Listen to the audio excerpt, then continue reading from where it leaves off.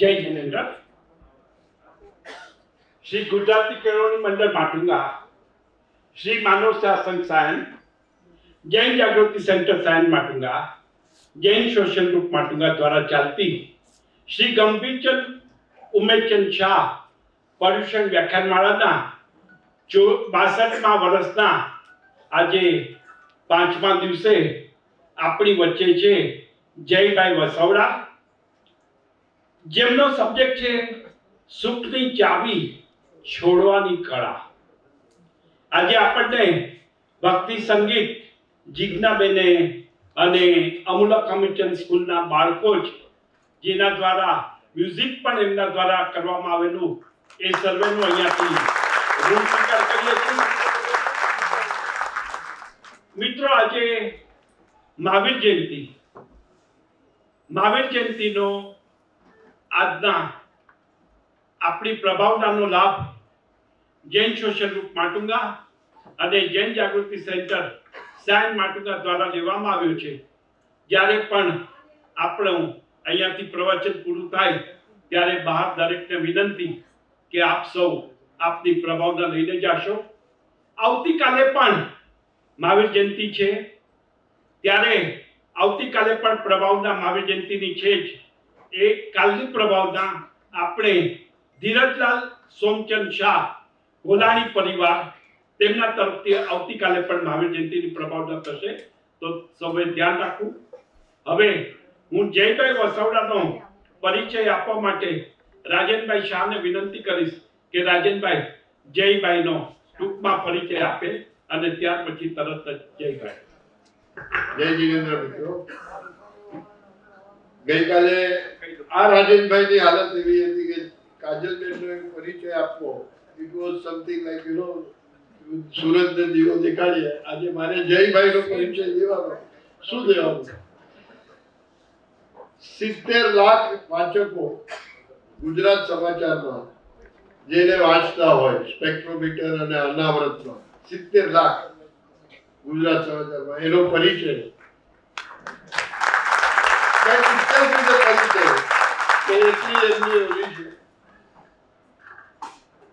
Personal વાતોમાં કહીએ તો જયભાઈનો જન્મ 6 ઓક્ટોબર 1973 ભાવનગરમાં થયો અને પછી ઘડતર એ બધું થયું એમનું ગોંડલમાં ગયા. પછી મમ્મી પપ્પાની સાથે જ રહેવું હતું એટલે સ્કૂલ એમણે ઘરેથી જ કરી, સ્કૂલિંગ બધું ઘરેથી કર્યું. કોલેજમાં ગયા, કોલેજમાં પ્રોફેસર બી થઈ ગયા અને પછી પ્રિન્સિપલ થયા. He was Acharya, principal of the college and then એમણે પ્રિન્સિપલ આઝાદી જોઈતી હતી, પ્રિન્સિપલની અંદર નહોતું રહી શકાતું, નહોતું ફાવતું, એટલે પછી પ્રિન્સિપલની પોઝિશન બી રિઝાઇન કરી દીધી અને આઝાદ થઈ ગયા. આવી એમની પર્સનાલિટી એવી છે કે એમને કોઈ બંધન નથી પસંદ, એવી તો પહેલું જ એમનું એમની ખાસિયત હતી. આચાર્ય પદ છોડ્યું પછી ટીવીમાં એન્કર થયા, ટોક શો કર્યો, રેડિયોમાં એમણે બધા ટોક શો કર્યા અને છેલ્લે એકવાર એમને તેના વચ્ચે એક એડ બી કરી દઉં કે એક પિક્ચરમાં બી એક્ટિંગ કરી લીધી, 2 યારમાં. નાવ 2008 થી અભિયાનમાં રંગત અને સંગત એ બી એમનું આર્ટિકલ આવે છે અને 2004 પછી એમને ખાસ યુએસએ થી, જેમ એક યુએસએ જવું હોય અને યુએસએ થી ઇન્વિટેશન આવે એમ એમને યુએસએ થી ઇન્વિટેશન આવ્યું અને ત્યારે એમને ઇન્વિટેશનના બેઝ ઉપર યુએસએ ગયેલા. યુએસએમાં એમને ઇન્ટરનેશનલ વિઝિટરી પ્રોગ્રામમાં અને ત્યાંથી વર્લ્ડ ટેલેન્ટ ઓર્ગેનાઇઝેશનમાં એવોર્ડ મળ્યો અને અમેરિકામાં એમને વર્લ્ડ ટેલેન્ટ ઓર્ગેનાઇઝેશનમાં એવોર્ડ મળ્યો for the best polemic, for the best speaker and for the best literacy speaker. So he was અમેરિકાથી 2004માં જે યાત્રા એમની શરૂ થઈ જયભાઈની, તો ઓલ ઓવર વર્લ્ડમાં જ્યાં જ્યાં એક ગુજરાતી મળ્યો, જ્યાં જ્યાં એક ગુજરાતી હતો, ત્યાં જયભાઈ પહોંચી ગયા હતા અને આખા દુનિયાના 5 જેટલા બી દેશો તમે ગણાવો એમના પાસપોર્ટ પર એના સ્ટેમ્પ લાગેલા છે. અને જ્યાં ગુજરાતી નહોતો ત્યાં જઈને એમણે ગુજરાતી શરૂ કરાવી કાઢ્યું અને વસાવી દીધું. કોઈ ગુજરાતીને એમણે ક્યાંય બી વર્ગમાં છોડ્યો નહીં. એટલું ગુજરાતનો પ્રચાર કર્યો એમના લખાણમાં. અને એમને શ્વાસોશ્વાસમાં છે ને રિવોલ્યુશન બી છે અને ઇવોલ્યુશન, ક્રાંતિ બી જોઈએ છે અને પ્રેમ બી જોઈએ છે અને સાથે સાથે ઇવોલ્યુશન બી જોઈએ છે, નવી વસ્તુ બી જોઈએ છે. બાંસરી કૃષ્ણની વાંસળી બી એમની પાસે છે અને સુદર્શન ચક્ર બી એમની પાસે છે. એમણે બેવ રાખ્યું છે. કાનુડો હતો તો કે વાંસળી, અને જ્યારે કૃષ્ણ બન્યા તો એમની પાસે એનું સુદર્શન ચક્ર બી એમની વ્યક્તવ્યમાં, એમના લખાણમાં, બધામાં તમને બધેનો આનંદ મળે. જ્યારે જોઈએ ત્યારે બાંસરી બી મળી જાય અને જોઈએ તો તમને સુદર્શન ચક્ર બી દેખાઈ જાય છે. પુસ્તકો કેટલા જયભાઈ? 22 પ્લસ પુસ્તક. 2 are in making. 4 are in making. So 22 plus already પુસ્તકો એમના પબ્લિશ થઈ ગયા છે. 3, 4, 5, 7 પુસ્તકોની બીજી, ત્રીજી, ચોથી એડિશન 20,000 ની એવી રીતે ચાલે છે. બધાના નામ અત્યારે આપણે બોલીએ તો 22-24 પુસ્તકોના નામ છે. પણ એક મેં બી ખરીદ્યું હતું 2 વર્ષ પહેલા. આજે તમારી એના પર મારે સાઇન લેવાની છે. જય હો એમના નામ ઉપરથી પુસ્તક છે. જય હો, વાંચજો, બહુ આનંદ આવશે. અને it is A very beautiful એમાં લખેલું છે. આજનો એમનો વિષય છે સુખની ચાવી છોડવાની કળા. પ્રેમ અને ક્રાંતિનું વાવેતર કરતા આ ગુજરાતના લાડકવાયા, આપણા બધાના લાડકવાયા અને ગુજરાતના લાડકવાયા જયભાઈ વસાવા.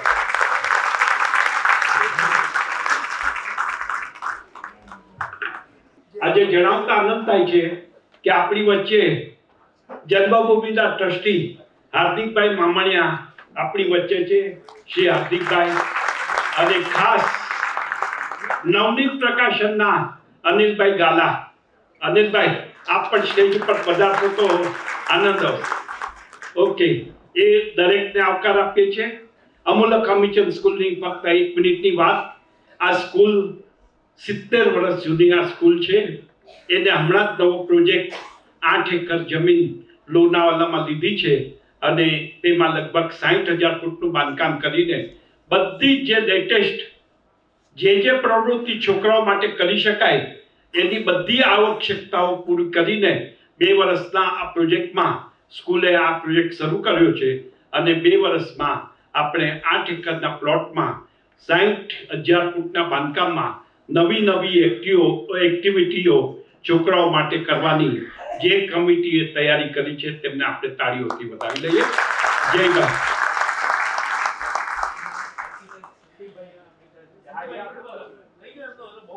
તેમના આર્કિટેક્ટ તરીકે સંદીપભાઈ છે અને એમ પણ અહીંયા હાજર છે.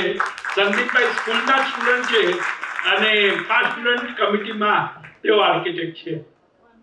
ખૂબ ખૂબ આભાર. ઘણા બધા પરિચિત ચહેરાઓ જ છે, કારણ કે હું હમણાં જ કહેતો હતો 8-9 વર્ષ થઈ ગયા આવતા આવતા. વચ્ચે કોવિડનો સમય ગયો, પણ એ સિવાય નિયમિત આવવાનું થાય છે. તમે બધા બહુ પ્રેમથી યાદ કરો છો. વિરલભાઈનો મેસેજ સૌથી પહેલો આવી જ ગયો હોય. અહીં હું છું એમાં એનો જશના અધિકારી ગણાય, કારણ કે દર વખતે કોઓર્ડિનેશનમાં એ પહેલું ધ્યાન એ રાખે કે હું આ વખતે મેં કહ્યું કે ભાઈ મને આ વખતે મુક્ત કરો, કાંઈક બીજા નવાને લઈ આવો. તો મને કે ના, અમે તમને મુક્ત નહીં કરીએ, અમે તો તમને બોલાવશું જ. તો એમનો પ્રેમાગ્રહ. પંકજભાઈ તો હું અમૂલક અમિચંદ સ્કૂલમાં આવતો થયો પહેલાના મિત્ર અને બહુ પ્રેમ રાખે દરેક વખતે. હમણાં પંકજભાઈ ને શરદભાઈ બંને ફોનમાં ચિંતા કરતા હતા, કારણ કે વરસાદ હતો, ટ્રાફિક તો હતો જ, એક સાયનવાળો રસ્તો બંધ, એટલે એમ કે તમે સમયસર પહોંચશો. હું જોયા જ કરતો હતો કે ભાઈ પહોંચાશે કે નહીં. પણ આ છોડવાની કળા એ પણ છે કે તમે ગાડી છોડી દો તો પહોંચી શકો. વિરલભાઈ સાક્ષી છે, અમે એકવાર કરેલું આ પહોંચવા માટે. કારમાં જ બેસીને આવવું એવો મોહ હોય તો ન પહોંચી શકો, પણ કારમાં બેસીને આવવાનો મોહ જો ત્યાગ કરો તો પહોંચી શકો. ગમે તેવી ઝૂંપડપટ્ટી હોય, ગમે તેવો જામ હોય તોય પહોંચી શકો, કારણ કે તમે ચાલી શકો છો.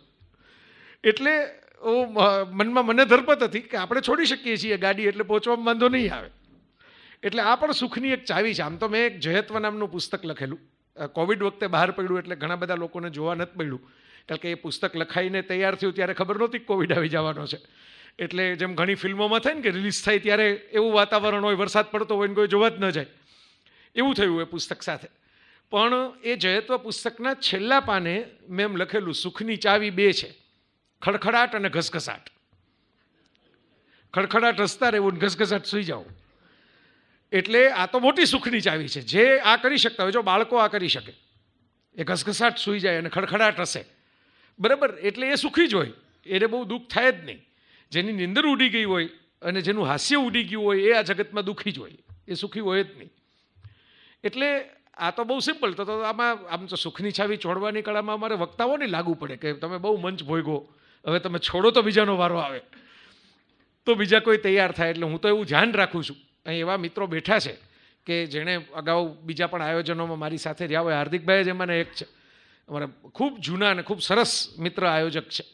એટલે મને ગમે, મુંબઈમાં મેં કેટલાક મારા જીવનના યાદગાર કાર્યક્રમો કર્યા હોય તો હાર્દિકભાઈ મામણિયા ભેગા કર્યા છે, કે જેને હું પર્સનલી યાદ કરું ને કોકને કહું કે આ પ્રોગ્રામ કરવાની મજા આવી હતી. એટલે આજે કુદરતી દર વખતે આપણે એક સદભાગ્ય છે પંકજભાઈ કે કોઈને કોઈ એવા મહેમાન આવ્યા જ હોય. ગઈ વખતે સૌરભ શાહ આવ્યા તમારી સાથે, મેં એમનો ઇન્ટરવ્યૂ ત્યાં એમને કરવો હતો, એમની ઘરેથી હું શૂટ કરીને અમે સાથે જ આવ્યા હતા ત્યાંથી.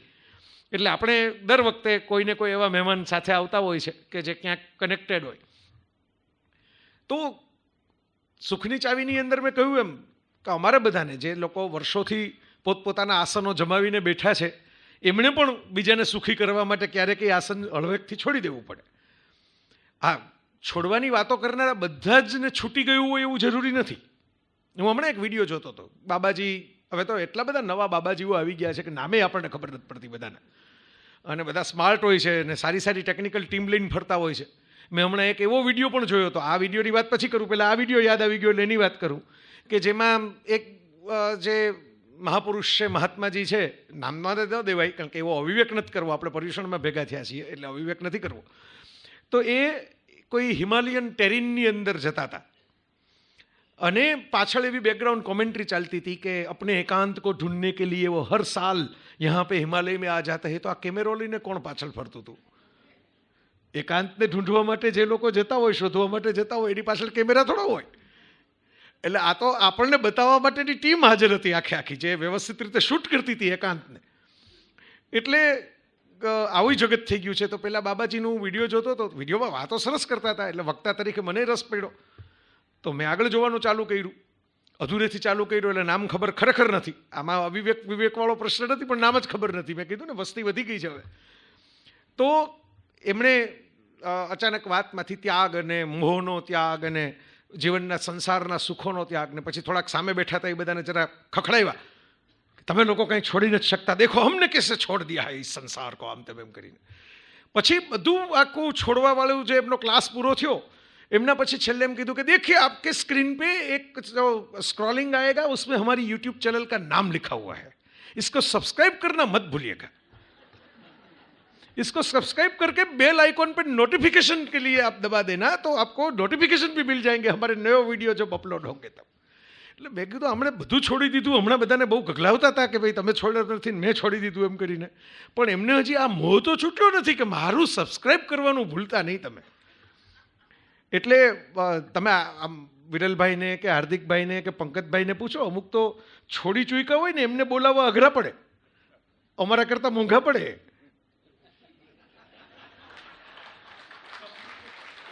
મારા એક મિત્રએ વચ્ચે એક બોલાવવાની કોશિશ કરી હતી, તો લેખિત શરત આવી હતી, લેખિત રિટર્નમાં, કે BMW મર્સિડીઝ કારની બ્રાન્ડ નેમ આવી હતી, ઓડી આ લેવલની કાર જ અમને તેડવા માટે મોકલવી, આનાથી નીચેના લેવલની કાર જ ન મોકલવી. બોલો. એટલે મને ભાઈએ વંચાયું. મેં કીધું તો તમારે અમને ખાસ એક સ્પેશિયલ એવોર્ડ આપવો જોઈએ, મારા જેવા માણસ જે ટ્રેનમાં આવી જાય તમે કહો તો. આજે એટલે મેં તમને એમ કીધું કે છોડવાની વાતો કરનારા બધાથી જ છૂટી ગયો હોય એવા ભ્રમમાં રહેવું નહીં. આપણે જરા વિષય જુદી રીતે લીધો છે આ સુખની ચાવીનો. કેવું લીધો છે, કેમ લીધો છે, ક્યાંથી એ મારા મગજમાં પણ આવ્યો એ હું તમને કહું. થોડા વર્ષો પહેલાં, હવે જે લોકો અહીં એવા બેઠા છે કે જેમને ક્રિકેટમાં રસ હોય, અને અત્યારનું ક્રિકેટ નહીં પણ એની પહેલાં એટલે T20ના યુગ પહેલાંથી ક્રિકેટમાં થોડા રસ લેતા હોય, તો એને ખબર હશે કે ઓસ્ટ્રેલિયાના એક બહુ સારા વિકેટ કીપર એડમ ગિલક્રિસ્ટ, ધોની આવ્યા પછી આપણને વિકેટ કીપર બેટ્સમેનની ગિફ્ટ મળી. અધરવાઇઝ આખી દુનિયામાં બેસ્ટ વિકેટ કીપર બેટ્સમેન જો ગણાતા હોય તો એ એડમ ગિલક્રિસ્ટ ગણાતો ઓસ્ટ્રેલિયાનો. એની પહેલાં એક પેલો ઇયાન હિલી હતો અને એના પછી આ ગિલક્રિસ્ટ આવેલો. અને એક વખતે અચાનક ગિલક્રિસ્ટે પોતાના રિટાયરમેન્ટનું એલાન કર્યું કે ભાઈ હવે હું આમાંથી રિટાયર થાઉં છું, આ ફોર્મેટમાંથી. ત્યારે તો આ T20 ને IPL ને એવું તો કંઈ હતું નહીં. એટલે પ્રેસ કોન્ફરન્સ ત્યારે બધો થોડો ચેનલો ઓછી હતી એટલે જોવાનો સમય વધારે રહેતો. હવે ચેનલો બધી ગઈને સમય ઘટી ગયો એવી હાલત છે. એટલે હું એની પ્રેસ કોન્ફરન્સ જોતો હતો. તેમાં કોઈ પત્રકારે કહ્યું કે તમે કેમ છોડવાનું નક્કી કર્યું? તમે તો હજી યંગ છો, ફિટ છો, હજી રમી શકો એમ છો. એટલે ગિલક્રિસ્ટે કીધું કે ભાઈ આ જે મેચ હતો પછી બતાવવામાં આવ્યું સ્ક્રીન ઉપર કે એમાં ફર્સ્ટ સ્લીપ નહોતી રાખવામાં આવી, બાજુમાં જે વિકેટ કીપરની રાખવામાં આવે ક્રિકેટમાં, અને એ સ્લીપ સુધી જમ્પ કરીને મારે કેચ લેવો પડ્યો. એ કેચ લેતી વખતે મારા રિફ્લેક્સિસ થોડીક સેકન્ડ ધીમા થયા અને એ કેચ તો લઈ લીધો પણ એ વખતે હાથ અડતા અડતા રહી ગયો જમીનને. એટલે મને એમ લાગ્યું કે now it's time to call the shots, હવે ઇનફ થઈ ગયું, હવે આપણે પૂરું કરીએ. એટલે પેલા પત્રકારે કીધું કે ભાઈ આ તો તમે કહો છો, બાકી એ જેને જોવે મેચ તો મેં પણ જોયો છે, તો એમાં ખબર ન પડે કે તમારા રિફ્લેક્સિસ ધીમા છે. એટલે ગિલક્રિસ્ટે હસતા હસતા કીધું કે તમને ખબર પડવા માંડે એ પહેલાં મારે છોડી દેવું જોઈએ. અત્યારે મને જ ખબર પડે છે, ધીરે ધીરે તમને પડશે કે આ રિફ્લેક્સિસ ધીમા થાય છે. એ પહેલાં, કારણ કે તો જ આજે ભોગવું છે એ યાદગાર રહેશે, નહીતર પછી ઊંધું થશે. ડાર્ક નાઇટ નામનું એક મૂવી હતું, એનો વિલન જોકર બહુ ફેમસ થયેલો બેટમેન સિરીઝમાં. તો એમાં એક સરસ ડાયલોગ હતો કે જે હીરો પોતાના સમયથી વધારે લાંબુ જીવે ને એ વિલન લાગે છે. બરાબર? આમ માન્યો કે કોઈ જૂની પેઢીના આગેવાન હોય, પક્ષના પ્રમુખ હોય કે કોઈ પણ એ લેવલે પહોંચ્યા હોય ને પછી ગોઠવાઈ જાય. મેં તો એવા લોકો જોયા છે કે જે હોસ્પિટલના બિછાનેથી એ ચૂંટણી લડવા જતા હોય, કેન્સરની કિમોથેરાપી ચાલતી હોય ને ત્યાંથી એમ કે ફોર્મ તો હું જ ભરીશ એમ, મારા વગર બીજા કોઈને ટિકિટ નહીં આપવાની. એટલે છોડે નહીં. એટલે સરસ કામ કર્યું હોય. તમને આમાં નામ દઈને ઉદાહરણ આપું એટલે તમને સમજાશે હું કહેવા માગું છું. ડૉક્ટર વર્ગીસ કુરિયન, જેમણે બહુ મોટું કામ ત્રિભુવનદાસ પટેલની સાથે રહી અને અમૂલમાં શ્વેત ક્રાંતિનું અને યુનિક આખી એશિયામાં દુનિયામાં સ્પેશિયલ કહી શકાય એવું કામ કર્યું. પણ કુરિયન સાહેબ પછી અમૂલના પ્રેમમાં એટલા બધા પડી ગયા કે એમનો હોદ્દો છોડે નહીં. અને એક ફોટો મેં જોયો તો આમ જુઓ તો એ ટ્રેજિક હતો. એક માણસ જેણે એક લેગસી ક્રિએટ કરી, જેના ઉપર ફિલ્મો બની, જેના ઉપર મેનેજમેન્ટના કોલેજમાં કોર્સ કરાવવામાં આવ્યા, ક્લાસમાં જેના પાઠ ભણાવવામાં આવ્યા, એ વ્યક્તિને ખુરશી ઉપરથી ટીંગાટોળી કરીને ઓફિસમાંથી બહાર રાખવામાં આવ્યા. તમે જોશો, મને તો યાદ છે એ ફોટો, ત્યારે આ ગૂગલના યુગ નહોતા. બરાબર? ઇટ્સ જેને કહેવાય ને જરા આપણને અપમાનજનક લાગે કે આ રીતનો અંત ન હોવો જોઈએ કોઈ કારકિર્દીનો. પણ હવે એ સમયસર છોડી ન શક્યા. સમયસર છોડવું એ પણ એક કળા છે. આ ભરી મહેફિલ સજાવીને બેઠા છે લાખો, છતાં બહુ ઓછાને ખબર છે ઉઠવું કેવી રીતે. મહેફિલ સજાવવી છે ને એ એક વાત છે, અને મહેફિલ છોડવી ને એ બીજી વાત છે. એની પણ એક કળા છે, એની પણ એક આર્ટ છે કે તમે હળવેકથી છોડો. તમને એમ લાગે કે ભાઈ ઇનફ કર્યું. હું વચ્ચે સલીમ ખાન સાહેબ પાસે બેઠો હતો તો મેં એમ કીધું કે હવે તો બધા એંગ્રી યંગ મેન ને બધી સિરીઝ જોઈને કહે છે કે આ સલીમ જાવેદે કંઈક પિક્ચર લખે તો પાછું જોઈએ ને આમ તેમને કદાચ એકાદ લખે, આ બધા હોવા કરે છે. તો મેં કીધું તમે તો સલમાન ખાન તમારા ઘરમાં જ સ્ટાર છે, તમે ઈ સ્ટાર થયો ત્યારે લખવાનું બંધ કરી દીધું. બીજા માટે આટલું બધું લખ્યું, સંજય દત્તથી માંડીને અમિતાભ સુધીના માટે પિક્ચર લખ્યા, અને ઘરનો જ છોકરો સ્ટાર છે. એટલે મને કહે કે બાપ કો બેटे के लिए लिखना नहीं चाहिए. એટલે મેં કીધું કેમ?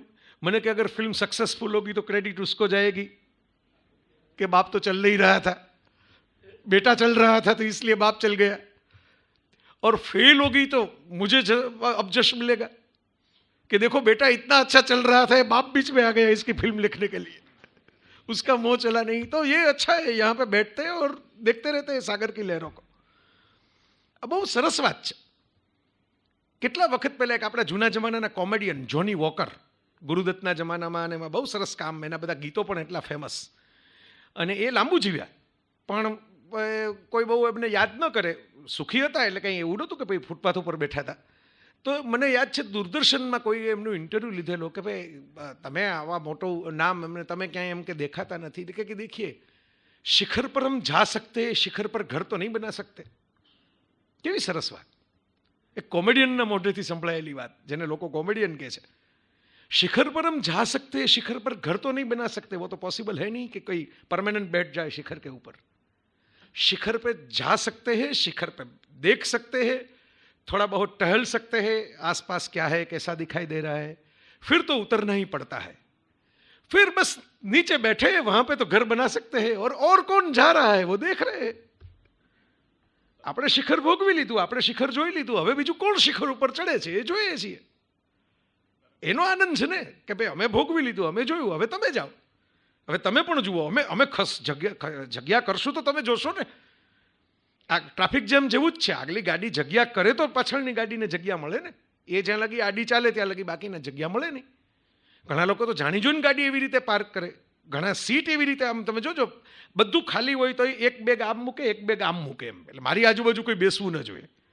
એટલે પોતાની સીટ કબજે કરે માણસ ત્યાં લગી તો એ સામાન્ય સહજ કહેવાય કે ભાઈ માણસ જગ્યા તો ગોતે ને પોતાની, પણ પોતાની સીટની ઉપરાંત બીજી 2-3 સીટ કવર કરી નાખે.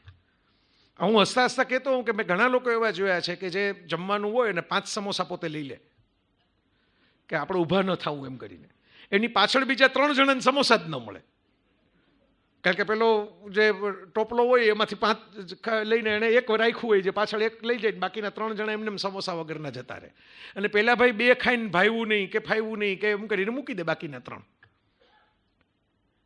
આ જે વાત છે ને એને જ જેને જૈન શાસ્ત્રોમાં પરિગ્રહ કહેવામાં આવે છે ને, એ બહુ ઊંચી વાતો તો તમને બધાને ખબર જ છે, મારે એ તો હું અધિકારી નથી કરવાનો, પણ આ પરિગ્રહ આ છે. મને ભૂખ લાગે તો હું એક સમોસું લઉં, ચાલો એમાં આપણે તો કંઈ સાધુતાની વાત નથી કરતા, સંસારની વાત કરીએ છીએ કે ભાઈ ભૂખ લાગીને સમોસું લીધું, પણ મને ભૂખ નથી તોય 4 સમોસા ઉપાડી લઉં, માને કેપેસિટી બહારનું હું પણ વધારે કબજો કરી લઉં. વચ્ચે મેં એક સર્વે વાંચેલો કે દુનિયાની અંદર 14% લોકો પાસે એટલી બધી જમીનો છે કે જે જમીનો જો એ રિલીઝ કરે ને, ભલે પૈસા લઈને પણ રિલીઝ કરે કબજો રાખવાને બદલે, તો એ જમીનની અંદર 14% લોકોની, કુલ વસ્તીના 14% લોકો પાસે તો દુનિયાની બાકીની 46% વસ્તી વસી શકે. 14 અને 46 તમે વિચાર કરો. એટલે માની લો કે મારે એક સારું ઘર જોઈએ, મને મજા પડે એવું જોઈએ, કમ્પાઉન્ડ જોઈએ, બંગલો જોઈએ, સરસ બંગલો જોઈએ, એમાં આઉટહાઉસ જોઈએ, એમાં લોન જોઈએ, એમાં પ્લેગ્રાઉન્ડ જોઈએ, એમાં નાનકડું લેક જોઈએ, ચાલો આપણે વિશ લિસ્ટ વધારતા જાય, તો આ બધું 2012માં થાય ત્યાં લગી બરાબર છે. ચાલો મેં સામાન્ય માણસોને તો 20 વારે નથી મળતું, ત્યાં મેં 2000 વારનો બંગલો બનાવ્યો, પણ પછી હું એને 10,000 વારની એસ્ટેટમાં ફેરવી નાખું અને ત્યાં 4 ચોકીદાર મૂકીને દિવાલ બનાવી નાખું, તો એનો અર્થ એ છે કે પછી આપણે એમ કહીએ કે આ ધારાવીની ઝૂંપડપટ્ટીમાં ટ્રાફિક બહુ છે, કારણ કે કેટલે બધા લોકો જે ડિઝર્વિંગ છે એને જમીન જ નથી મળતી પોસાય એવા ભાવે, કારણ કે જે લોકોને પાસે જમીન છે એ લોકોને ખાલી જ નથી કરવી. આ પરિગ્રહ છે, અને આમાંથી મુક્ત થવું એ છોડવાની કળા છે, કારણ કે આ બંધન બેઝિકલી માનસિક છે. આપણને લાગે છે એમ કે ભાઈ આ તો આર્થિક બાબતોની ચર્ચા ચાલે છે, પણ ખરેખર આ માનસિક બંધન છે, આર્થિક બંધન નથી, માનસિક બંધન છે. માણસો નથી, મેં જોયું છે, હું એવું નથી કહેતો કે વિકાસ ન કરવો, ગ્રોથ ન કરવો, પેશન ન રાખવું, એના ઉપર તમે ભાષણો કરેલા છે, પેશન કેવું રાખવું ને ગ્રોથ ફેક્ટર કેવું કામ કરે એના ઉપર. હમણાં જ વાત થઈ ઇવોલ્યુશન, ઉત્ક્રાંતિ, પોઝિટિવ સ્પિરિટથી આગળ જ વધવાનું હોય માણસે.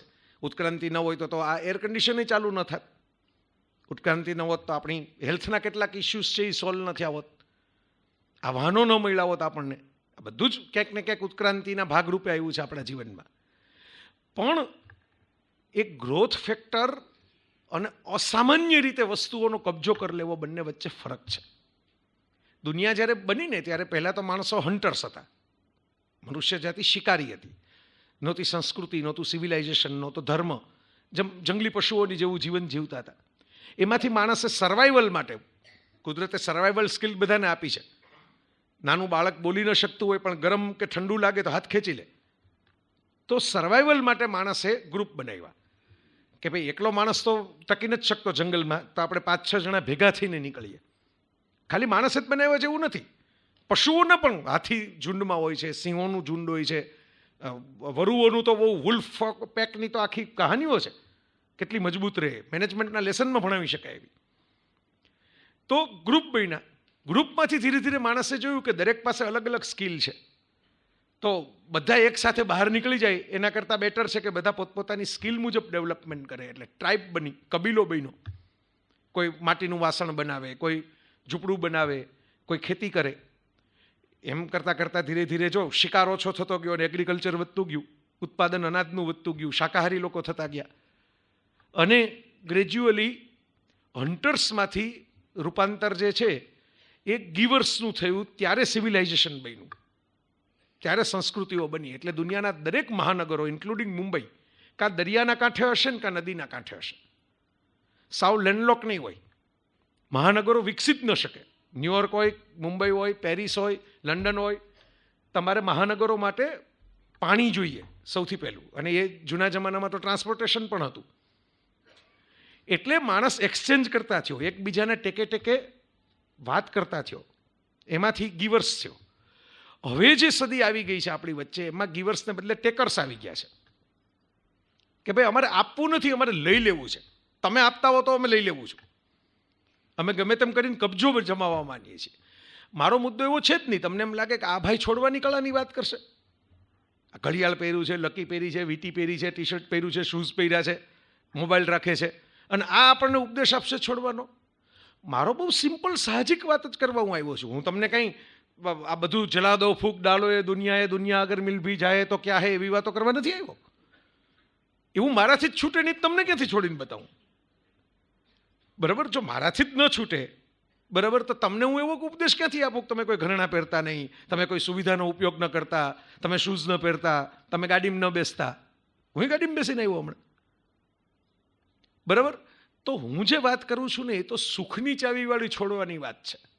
ત્યાગવાળી વાત તો બહુ ઊંચી ભૂમિકા, એ બીજો સબ્જેક્ટ રાખશું આપણે નેક્સ્ટ ટાઈમ. ત્યાગના ભૂમિકા એ તો આખી વાત જ અલગ છે ત્યાગની.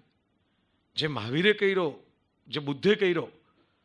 સાહેબ, ભારત એક જ એવો દેશ છે, અને આ વિચાર કરજો શાંતિથી, કે મેળવ્યું ને એના આધારે માણસ હંમેશા મોટો ગણાય. આપણે સામાન્ય રીતે મોટા ગણવાની વ્યાખ્યા શું? પારાશીશી, પેરામીટર્સ શું?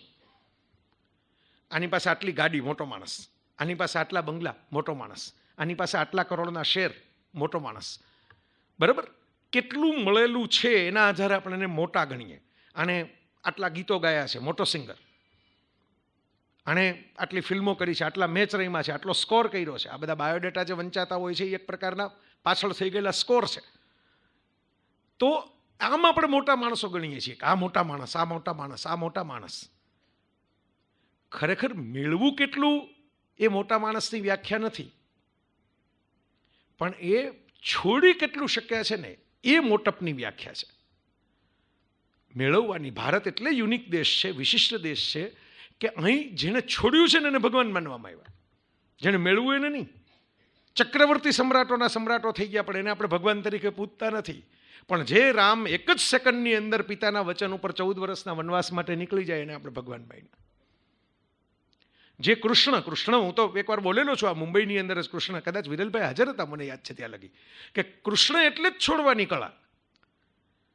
નાનપણમાં મા બાપનો ખોળો છોડી દીધો, થોડાક મોટા થયા, રમતા થયા, જે સખા સખીઓ સાથે રાસ રચ્યા એમને પણ છોડ્યા. કારણ કે જો કૃષ્ણ, તમને તો ખબર હશે, એક વખત ગોકુળ, મથુરા, વૃંદાવન છોડ્યા પછી પાછા ગયા જ નથી આજીવન. ગીતો બહુ રચાણા, ગોપીઓ કેવા વિરહમાં ફૂલ કહે ભમરા ને ભમરો વાત વહે ગુંજનમાં, માધવ ક્યાંય નથી બધું વનમાં. ગરીન્દ્ર દવેનું બહુ સુંદર ગીત છે કે વિરહ ગીત, ભ્રમર ગીત લખ્યું, સુરદાસે ભ્રમર ગીત લખ્યું છે કે જતા રહ્યા પછી શું તમે ગોપીઓ ઉપાલંભ આપે છે કવિને કે ભાઈ અમે તો ગોળને જેમ કીડીઓ વળગી રહે એમ વળગી રહ્યા છીએ, પણ કૃષ્ણ તો ગયા પાછા આવ્યા જ નથી. હજી સૌરાષ્ટ્રમાં તમે જાઓ, તમે કચ્છમાં કામ કરો છો, કચ્છમાં કાળી કામળીવાળા રબારીઓ તમને જોવા મળે. હું એકવાર એમના સંમેલનમાં ગયો હતો, એટલે મેં કીધું આ તો ઉત્સવવાળો કાર્યક્રમ છે અને બધા રંગબેરંગી કપડાં પહેર્યા છે, પણ માથે કેમ કાળું ઓઢીને બહેનો બેઠા છે? તો શોકસભા જેવું લાગે. એટલે મેં બાજુમાં એક હીરજીભાઈ કરીને, હીરાભાઈ રબારી કરીને, ત્યાં ટ્રાન્સપોર્ટ એસોસિએશનના પ્રમુખ છે, નામ સહિત એટલે કહું છું કે એમણે મને આ જ્ઞાન આપ્યું. તો મેં એમને કીધું, ભાઈ આપણે તો આ સારો મેળવડો કર્યો છે, શોકનો પ્રસંગ તો છે નહીં, તો આ બધા કાળી કામળી ઓઢીને બહેનો બેઠા છે. એટલે મને કે અમારામાં એવું હોય કે કૃષ્ણ છોડીને ગયા ને ત્યારની ગોપી કૃષ્ણના વિરહમાં છે, એટલે કાળું વસ્ત્ર ઓઢે, કાળી ઓઢણી ઓઢે, કાળી પેલી શાલ પહેરે. ક્યાંક કાળું એટલા માટે પહેરે કે અમે હજી અમે પ્રતીક્ષા કરીએ છીએ કે આ ગયા પણ પાછા આવ્યા નહીં. તમે વિચાર કરો, કૃષ્ણએ છોડી દીધું. આપણાથી રાસલીલા નથી છૂટતી, એમને વર્ણનો નથી છૂટતા, નવરાત્રિના ગરબા નથી છૂટતા, કૃષ્ણની રાસલીલા તો છોડો. બરાબર, પણ કૃષ્ણએ છોડી દીધું. છોડતા જ ગયા ને, જ્યાં ગયા ત્યાં છોડતા ગયા. મથુરા પણ છોડી દીધું, દ્વારકા આવી ગયા. દ્વારકામાં સિંહાસન છોડી દીધું, સુધર્મ સભા બનાવી નાખી. હસ્તિનાપુર જીત્યા પછી હસ્તિનાપુર છોડી દીધું. તમે વિચાર કરો, જીતાડ્યા છે એમણે છોડી દીધું. તો કૃષ્ણ પણ છોડવાની કળાનું નામ છે. ભારતે એવા લોકોને ભગવાન માન્યા, ભારતે બુદ્ધને ભગવાન કહ્યા. ભારતે, મહાવીર તો તીર્થંકર છે અને જૈન ધર્મમાં ભગવાનનો જે ટિપિકલ કહેવાય એવો કોન્સેપ્ટ છે પણ નહીં, છતાં ભગવાન મહાવીર એવો શબ્દ વાપરવામાં આવ્યો, કારણ કે એક આદરની, રિસ્પેક્ટના રૂપે કહેવામાં આવ્યું. શું કામ? કારણ કે એમણે છોડ્યું છે. સમજાતી? આપણે આવી કંઈ સરખામણી કરાય નહીં અને કંઈ સરખામણીનો ભાવ પણ અભિપ્રેત નથી, પણ સાહિત્યના ભાવક તરીકે હું કહેતો હોઉં છું કે બુદ્ધના ત્યાગ વિશે છે ને યશોધરાની વ્યથા વર્ણવતું એક કાવ્ય મૈથિલી શરણ ગુપ્તે લખેલું, સખીવે મુજસે કહેકર જાતે, કે રાતના તમે જતા રહ્યા, કોઈ ચોરી કરવા જતા હોય એમ, તમારી પત્ની છું, તમને એટલો ભરોસો નહોતો કે તમારી પ્રગતિ થતી હોય, તમારું આધ્યાત્મિક ઉત્થાન થતું હોય તો હું કંઈ બેડી બનીને વચ્ચે નહીં આવું, મને કહીને તો જાવું તું. સખીવે મુજસે કહેકર જાતે. તમે ઉત્તમ કામ કર્યું. પાછળથી તો તમને ખબર હશે કે બુદ્ધ પાછા આવ્યા ને એના દીકરા અને એમના પત્ની એમના સંઘમાં જોડાઈ ગયા દીક્ષા લઈને. પણ મૈથિલી શરણ ગુપ્તની આ ભાવના હતી, બહુ મોટા કવિ હિન્દીના, ભારતના રાષ્ટ્રીય કવિમાં જેમની ગણના થાય એવા, એમણે આ લખેલું છે. જે સાહિત્યના અભ્યાસુઓ હશે એમણે વાંચ્યું હશે યશોધરાનું કાવ્ય. મહાવીર એ રીતે વધારે સમતાવાન, કારણ કે બધાને કહીને ગયા. આ ફરિયાદ એમણે રહેવા ન દીધી. સખીવે મુજસે કહેકર જાતે. બધાને કહ્યું કે હવે બસ, જો જેટલો સમય રહેવાનું હતું એટલું હું તમારી સાથે રહ્યો, પણ હવે મારી યાત્રા અહીંથી શરૂ થાય છે.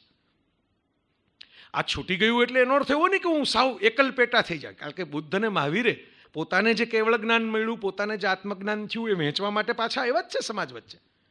એટલે હું જે છોડવાનો ભાવ એવો નથી કહેતો કે હું છોડી દઉં એટલે કોઈ મારી બાજુમાં આવતા નહીં, પણ આ છોડવું ને એ છૂટ્યું કહેવાય.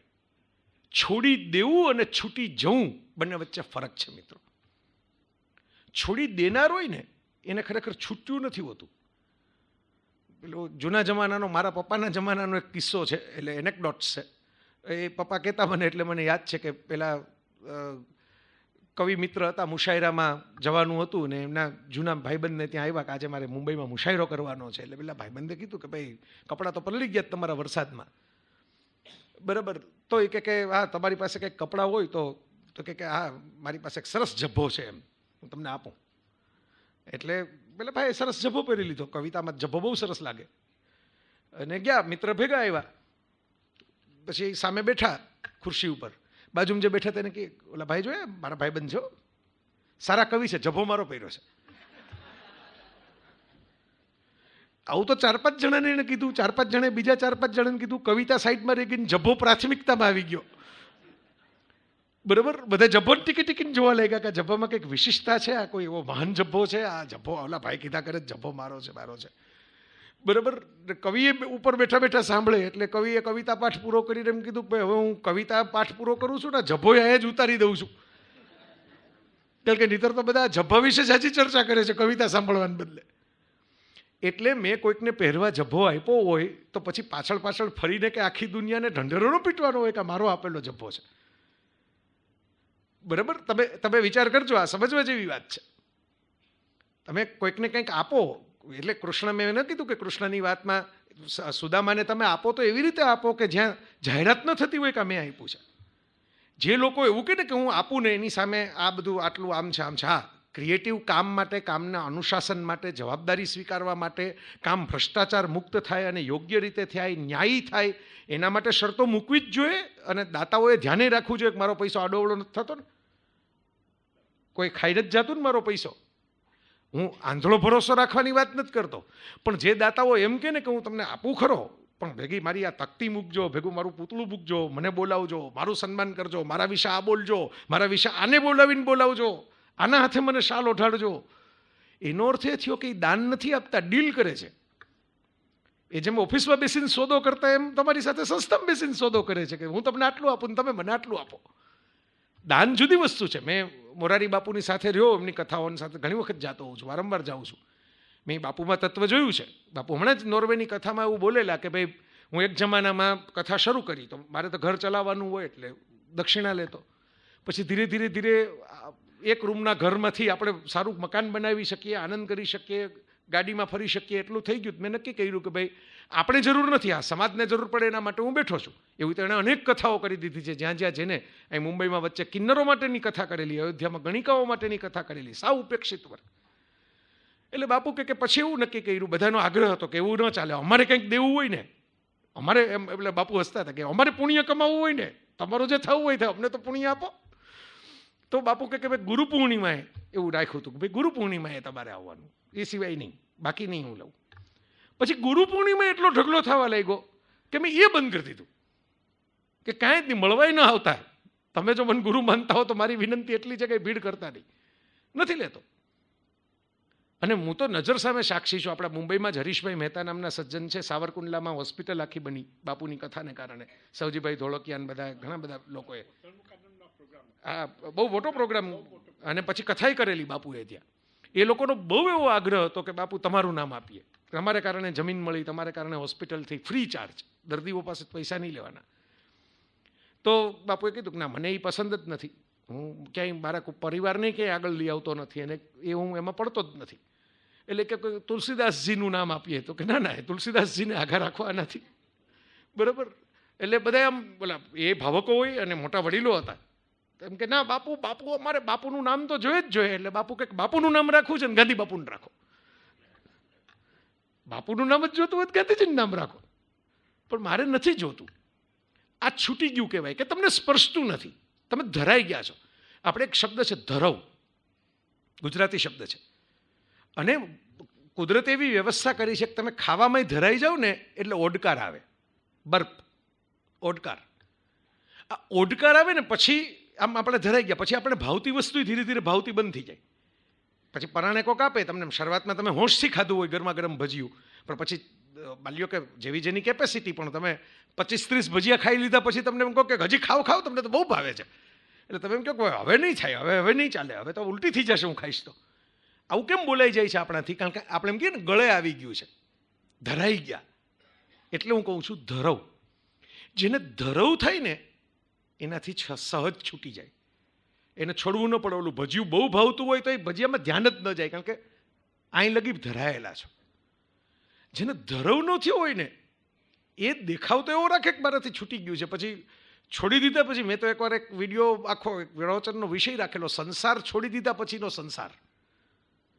એનો એક જુદો સંસાર વસી જાય ને, એને કેટલાક કેમ્પેન થાય ને, કોર્ટે જાય લોકો, સામસામા કેસ લડે ને, મારામારી કરે ને, બંદૂકો લઈ લઈને તૂટી પડે એકબીજા ઉપર. આ બધું થયેલું છે આપણી નજર સામે, જો ધ્યાનથી તમે સમાચારો વાંચો તો. એનો અર્થ કે પેલો ધરવ નથી થયો, છોડી દીધું છે. આ છોડી દેવું અને છૂટી જવા વચ્ચેનો ફરક. રામકૃષ્ણ પરમહંસ કાલીઘાટના કિનારે બેઠા હોય, એમને નથી શિબિર કરી, નથી આશ્રમ બનાવ્યો, નથી મકાન બનાવ્યું, કશું જ નથી બનાવ્યું. એક માતાજીના મંદિર પાસે જઈને બેઠા, કિનારા ઉપર જઈને, બરાબર. એ તો વિવેકાનંદ એમને સહજ ભાવે મળવા આવ્યા, બાકી એમણે તો કંઈ વિવેકાનંદ શોધવાય નહોતા નીકળ્યા કે હું મારો શિષ્ય ગોતીને ઇન્ટરનેશનલી ફેમસ થઈ જાઉં. વિવેકાનંદ મળવા આવ્યા અને એને માથે હાથ મૂકી દીધો, અને પછી વિવેકાનંદે ખૂબ એમનો પ્રચાર કર્યો. એટલે તમને મને બધાને ખબર પડી કોણ હતા રામકૃષ્ણ પરમહંસ. વિચારજો, આ સહજ ભાવે એમને પડી જ નહોતી છેક સુધી.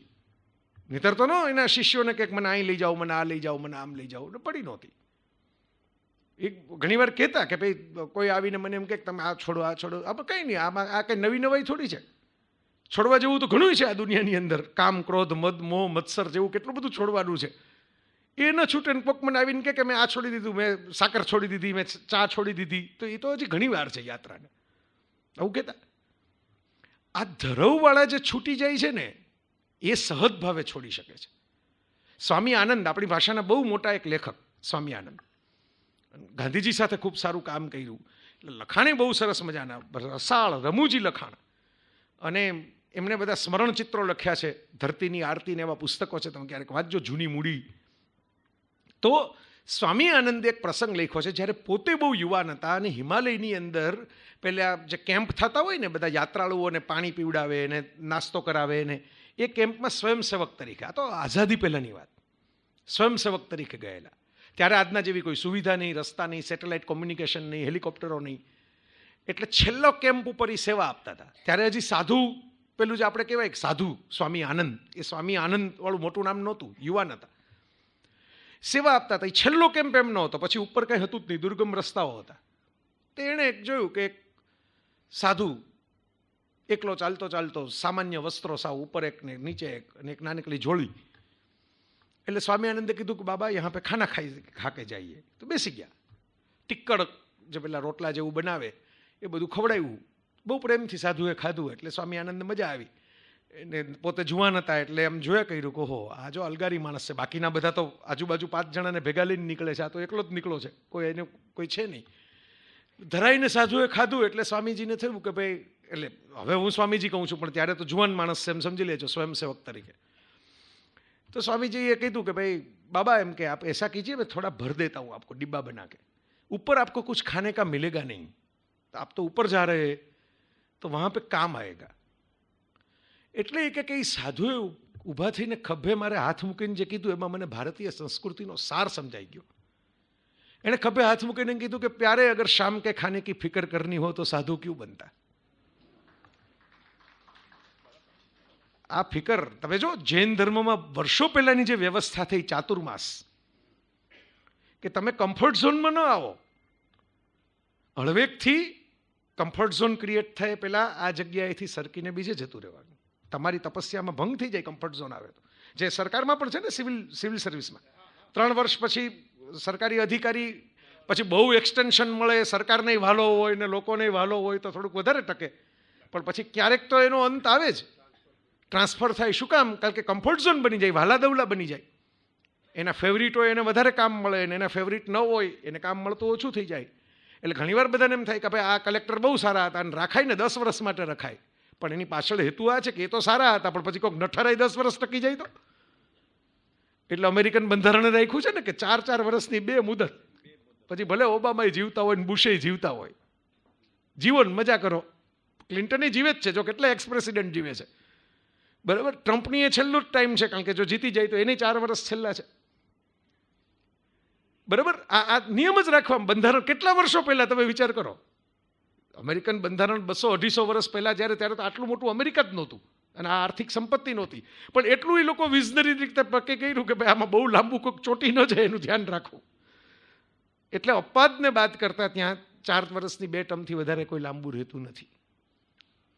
પછી જે એ તો એવાય જોયા છે, હું તો અમારે ગિરનારમાં જાય, બરાબર, ત્યાં સાચા બહુ અદ્ભુત સાધુઓ જોવા મળે, અલગારી સાધુઓ, ઓલિયાઓ જોવા મળે, અને બધા જાત જાતના નાટક પણ જોવા મળે. હું તો બહુ ફરતો, હું સૌરાષ્ટ્રમાં જ મોટો થયો છું, ત્યાં જ રહું છું. તો એનો અમારા ભીખુદાનભાઈ ને બધા મિત્રો ટૂચકા કહેતા હોય વડીલો, એવો એક ટૂચકો છે કે ભાઈ એક ભાઈ આવ્યો ને એક બાબાજી બેઠા હતા કુટીરની અંદર, ને એને આવીને કે સગાઈ થતી નથી, બધા ઠેકાણા જોવા જાઉં છું, બધા ના પાડી દે છે, નોકરી મળતી નથી અને કોઈ જગ્યાએથી કોઈ આવક નથી, ઘરમાંથી એ બધા મેણા ટોણા મારે છે, તો બાબા કંઈક જડીબુટ્ટી આપો, કંઈક મંત્ર આપો, કંઈક માથે હાથ મૂકીને એવા આશીર્વાદ આપો કે બેડો પાર થઈ જાય. એટલે બાબાએ બાજુમાં જે 4-5 જણા બેઠા હતા શિષ્યો, એમાંથી એક ચેલા ભાઈને કીધું કે ભાઈ એક સાદડી આપો આ ભાઈને. ઓલા ભાઈ કે હું તો મંત્ર માગું છું, તમે સાદડી આપો છો? તો કે અમે બધા આ નથી ચાલ્યું એટલે ત્યાં આવીને બેઠા, અમને પૈસા નહોતા, અમને કોઈ નોકરી છોકરી કંઈ હતું નહીં એટલે ત્યાં ગોઠવાઈ ગયા. તો 5 તો ભેગા થયા છે, છઠ્ઠે એક તમારી સાદડી પાથરી આવી બાજુમાં. આ છોડવું એ પેલું કીધું એમ જુદું છે. આમાં સુખની ચાવી નથી, આ દુઃખની ચાવી છે, બરાબર. આ તો દુઃખી થઈ ગયા એટલે છૂટી ગયું, એના જેવી વાત છે. આપણે ન ઘણા એમ કે હવે બસ હવે મેં છે ને બધી માથાકૂટ કરવાનું છોડી દીધું, હવે મેં પીવાનું છોડી દીધું. તો ડૉક્ટરે ના પાડી એટલે છોડી દીધું. તમે તો મજાના જ તૈયાર હતા હજી, બરાબર, પણ ના પાડી. માથાકૂટ કરવાનું છોડી દીધું કારણ કે કોકે જેલમાં જવા મોકલવાની ધમકી આપી એટલે છોડી દીધું હળવેકથી હાથ જોડીને. આ છોડવાની વાત નથી મિત્રો. જે છોડવાની હું જે તમને વાત કરી રહ્યો છું, જે સહજ ભાવે, એટલે હું તમને કહેતો હતો કે આપણે એવો દેશ બનાવ્યો છે કે જેણે મેળવું એને મહાન નથી ગણ્યા, છોડ્યું. માણસનું મૂલ્યાંકન તેમાં થવું જોઈએ કે એને શું મેળવું. બહુ સારી વાત છે, હું એને ખરાબ નથી ગણતો. હું એમ કહું છું કે શું છોડી શકે છે એ જુઓ. મેળવવા માટે પણ કશું તમે છોડી શકો. અમુક ઇન્ટેગ્રિટી હોય. એક શબ્દ છે ઇન્ટેગ્રિટી. હું હસતા હસતા કહેતો હોઉં છું કે હજી એનો આપણે સરખો અનુવાદ નથી કર્યો, કારણ કે આપણા જીવનમાં બહુ આવી નથી. આપણે એમ કહીએ કે જો આ વ્યક્તિ આ કર્યું છે, આ કર્યું છે, આ કર્યું છે, પણ આપણે એ નથી જોતા કે કરતા વખતે એણે છોડ્યું છે શું, એણે ના કઈ વસ્તુને પાડી છે. તમે ના કઈ વસ્તુને પાડો છો ને એના ઉપરથી તમારું મૂલ્યાંકન થાય, તમારા ચરિત્રનું મૂલ્યાંકન થાય. તમારો કેરેક્ટર સ્ટડી કરવો હોય ને તો ના કઈ વસ્તુને પાડો છો ને એના આધારે થાય. હા કઈ વસ્તુને પાડો છો એના આધારે ન થાય. કે તમે ગમે એટલા પૈસા આપો હું આ નહીં કરું. મને હમણાં વચ્ચે એક આવ્યું હતું કે ભાઈ ફલાણું એક વોટર પ્યુરિફાયર છે ને જાપાનમાં બહુ સાયન્ટિફિક રીતે. મેં કીધું હું તો જાપાન જઈ આવ્યો છું, મેં તો ક્યાંય જોયું નહીં. એટલે મને કે તમે એ પડતું મૂકો ને, રૂપિયાની વાત કરો. બરોબર, તમે જાપાન ક્યાં વચ્ચે લઈ આવ્યા? એટલે મેં કીધું તમે જાપાન લઈ આવ્યા એટલે હું લઈ આવ્યો, હું 15 દિવસ જાપાનમાં ફર્યો છું. મેં તો ક્યાં તમે કહો છો એવી જાપાનીઝ, તમે કહો જાપાનમાં બહુ ફેમસ છે, જાપાનમાં મેં તો જોયું જ નહીં. હું તો 6 શહેરોમાં ફર્યો. એટલે મને કે બહુ સાયન્ટિફિક છે. મેં કીધું ભાઈ હું તો સાયન્સના મેગેઝિનો વાંચું છું, આ મને આ રીતે કંઈ સાયન્ટિફિક લાગતું નથી. એટલે મને કે આપણે ટૂંકી વાત કરીએ કે 10 લાખ રૂપિયા ને 6 પ્રોગ્રામ. મને કે મુદ્દાની વાત આ છે, કારણ કે એને દલીલોમાં રસ ન પડ્યો મેં જે સામી કરી એટલે મને કે 10 લાખ રૂપિયા છે, બનેલી જ ઘટના કહું છું. બરાબર, સુરતમાં એ ભાઈ હતા ને પછી બીજા લોકો જોડાઈ ગયા હશે એની સાથે. બરાબર, મેં કીધું ભાઈ 10 લાખ રૂપિયા ને 6 પ્રોગ્રામ બહુ સારી વાત છે. હું જે લઉં છું એના કરતાં ઘણા વધારે છે. આ તો એકચ્યુઅલી ડબલ છે થી વધારે છે. પણ મેં કીધું આને કારણે મારે બીજા લોકોને ઉલ્લુ બનાવવા પડે, અને જે સાયન્ટિફિક નથી, જે વસ્તુ ઓફિશિયલી એપ્રુવડ નથી, એ મારા ભરોસે તમે મારો ભરોસો ની કિંમત આંકો છો. મારો ભરોસો 10 લાખમાં ન વેચાય, કારણ કે સામો માણસે મારા ઉપર ભરોસો મૂકીને આગળ વધે છે. બરાબર, હવે આ ઘટના આજે વિષયના ભાગરૂપે હું તમને કહું છું, બાકી મેં ફેસબુક ઉપર લખી નથી. બરાબર, આ તો મારા અંગત જીવનમાં બનેલી ઘટના છે. આને કંઈ જાહેર જીવન સાથે લાગતું ઓળખતું નથી. મારો કહેવાનો મતલબ એ છે કે ભાઈ વાતો તમે ગમે તેટલી કરો, શું કરો, જે કરો. હું તો શોખીન માણસ છું, પિક્ચરો જોતો હોઉં છું, હરતો ફરતો હોઉં છું, ખાતો પીતો હોઉં છું, પણ એ મારી હકની કમાણીમાંથી કરવાનો મને હક છે. કોકના ખિસ્સામાંથી સેરવી લેવાનો હક નથી મને. એના માટે કોઈને ઉલ્લુ બનાવવાનો, કોઈને છેતરવાનો હક નથી. આ ના તમે પાડી શકો ને તો છોડ્યું કહેવાય. બધે યશ કયા કરે એ માણસ પગથિયા ઝડપથી ચડે, પણ એનું છૂટતું નથી હોતું, એ બીજાનું પણ મેળવી લેતા હોય છે. તો આ વાતને ધ્યાનમાં રાખીને મિત્રો આ મેં તમારી સામે ડિઝાઇન મૂકી. બહુ નાનકડી વાત છે ખરેખર તો, છોડવાની કળા. અઘરી શું કામ થઈ જાય છે? કારણ કે સહજ નથી છૂટતું. સહજ છૂટવું જોઈએ ને એ નથી છૂટતું. એક બહુ સરસ મજાનો ઉર્દુનો શેર હતો, ફિતુર તો હોતા હૈ हर उम्र में जुदा जुदा, फितूर तो होता है हर उम्र में जुदा जुदा, खिलौने माशुका रुतबा और खुदा. એક ઉંમર હોય તમને રમકડા બહુ ગમે, રમકડા માટે તમે ઝઘડી પડો, રોવા માંડો, આખી રાત સૂવો નહીં. એ રમકડા છૂટી જાય ને. તમે આજે રમકડા જુઓ, અહીં બેઠેલા મોટા ભાગના વ્યક્તિઓ તો પુખ્ત ઉંમરના છે, બાળકો તો એટલા કદાચ પાછળ બેઠા હોય તો આગળ તો કોઈ દેખાતા નથી. તો તમે હવે રમકડા જુઓ તો તમને કોઈ તમારા ફેમિલીનું બાળક યાદ આવે કે આના માટે હું લઈ લઉં. તમે તો નથી રમવાના આવે એ રમકડાથી, કારણ કે છૂટી ગયું. એવું નથી કે તમને મન નથી થતું, બરાબર, પણ તમે એમ કહો કે મન થાય તો હું ટેનિસ રમવા જાઉં, મન થાય તો હું બેડમિન્ટન રમવા જાઉં, હું મોબાઈલમાં 2 ગેમ રમું, પણ હવે આ શું રમવું? આવે ટેડી બેરથી શું રમવાનું? હવે એ ઉંમર નથી મારી. તમને અંદરથી જ મજા ન આવે રમવાની. હું તમને 5 ફુગા લઈને આપું તો ફોડવાની તમને મજા ન આવે, પણ બાળકોને આવે. ખિલોને માશુકા, એક ઉંમર હોય પ્રેમની, રોમાન્સની બધી વાતો બહુ ગમવા માંડે, બહુ આમ એમને મજા આવવા માંડે. એવી જ વાતો શાયરીઓ બાયરીઓ એકબીજાને મોકલવા માંડે. પેલા એક મિત્રે મેસેજ કર્યો કે ભાઈ પહેલાં તો તું શાયરી બહુ મોકલતો, હવે તું શાયરી મોકલતો નથી, શાયરી તો કંઈક મોકલ સરસ મજાની. એટલે પેલા એમ કીધું કે જેના માટે લખતો તો એના લગ્ન થઈ ગયા. ઓલા ભાઈને બહુ આઘાત લાગ્યો. બરાબર, મેં તો આની દુખતી નસ ઉપર હાથ મૂકી દીધો. અરે કે ભાઈ એવું તો થયા કરે, હવે બીજું તો શું થાય, સંસાર છે, ચાલ્યા કરે, કાંઈ વાંધો નહીં. એક કામ કરે કે ભાઈ દુઃખની શાયરી મોકલ, સેડ શાયરી મોકલ. અરે કે એકે શાયરી મોકલવા જેવું રહ્યો નથી, મારી યાર જ લગ્ન થઈ ગયા.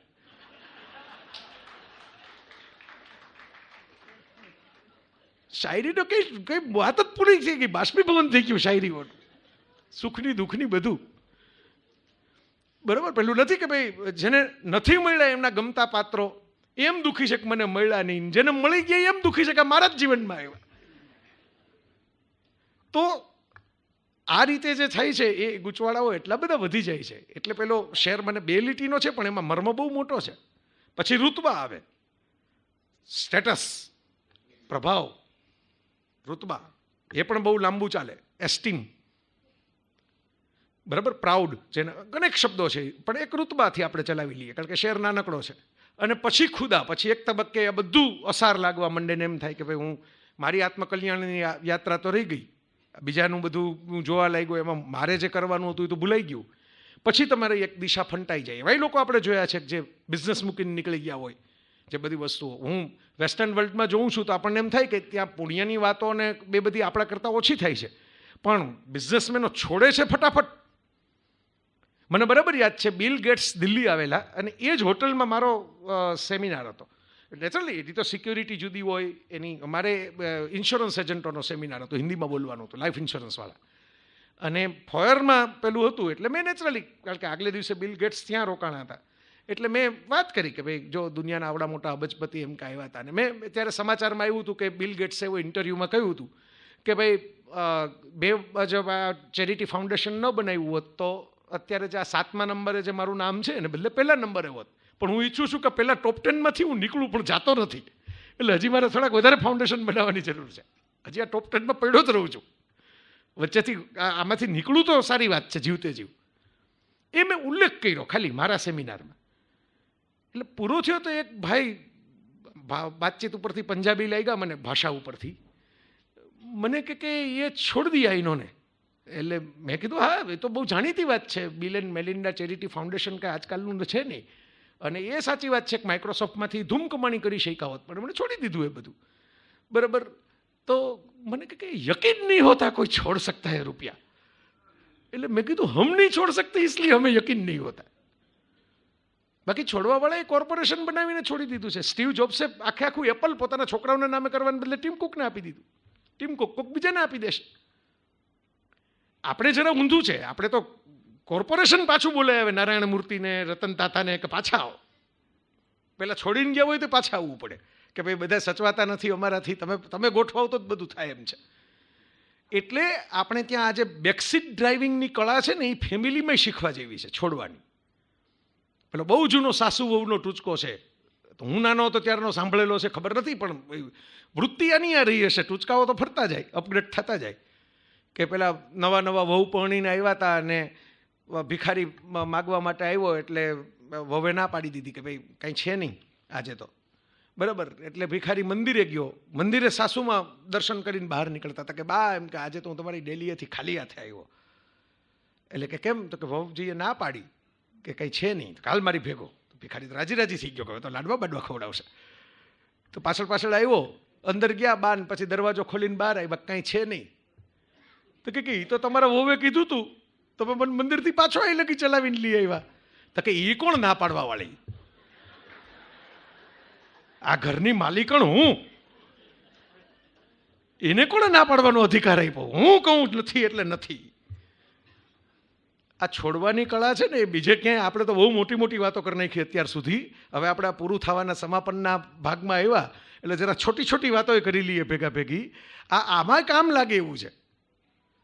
સમયસર આપણે સાવ છોડી દેવાની વાત નથી કરતા, પણ આ ટ્વિંકલ ખન્નાએ એક સરસ આર્ટિકલ વચ્ચે લખેલો કે ભાઈ હું જ્યારે અક્ષયને પરણીને આવી ત્યારે મારા સાસુમાને બહુ ઓલું હતું કે આ તો મોટા કુટુંબની, એટલે રાજેશ ખન્ના અને ડિમ્પલ પૈસાદાર કુટુંબ, અડધી ગુજરાતણ પણ છે. કારણ કે ડિમ્પલ ગુજરાતી, ચુનીભાઈ કાપડિયાની દીકરી, એટલે એમ કે એટલે આમ જોયા કરે. પછી એમ કે 2-4 દિવસ છે ને પછી એમ કીધું કે દેખો इसको घी के पराठे खिला खिला कर इतना बड़ा जवान कर दिया है, तुम इसकी खाने की आदत बिगाड़ना मत. એટલે કાંઈ ન સૂચ્યું એટલે આના ઉપર એટેક આવ્યો. એટલે ટ્વિંકલ કે કેમ જાણે એમ કે એનો છોકરો છે તો મારો વર નથી, હું કેમ એની ફાંદાળો કરી દઉં ખવડાવીને? હું બહાર લઈને જાઉં તો મને સારો લાગે એવો ન દેખાવો જોઈએ. પણ એમ કે સાસુમાએ કાંઈક તો ટીકા કરવી જોઈએ ને, એટલે આ ટીકા શરૂ કરી એમ. તો પછી કે ધીરે બધું જોયું કે ભાઈ આમાં તો કંઈ કહેવા જેવું છે નહીં ને બધું સરખું ચાલે છે. એટલે પછી કે ભગવદ્ ગીતા વાંચતા થઈ ગયા, રસોડામાં જાજી માથાકૂટ કરવાને બદલે. એટલે સારું, અમારે સારું પડે છે કે સાસુ વહુને, એટલે તો આ લેખ જાહેરમાં લખી શકું છું. સાસુમાં ગુજરી નથી ગયા, જીવે જ છે, પણ અમારે સારું પડે છે. એ સમજી ગયા કે હવે આપણે આમાંથી ખસવાનો વારો આવી ગયો, હવે આ રસોડું એને સોંપી દો અને આપણે ભગવદ્ ગીતા વાંચો.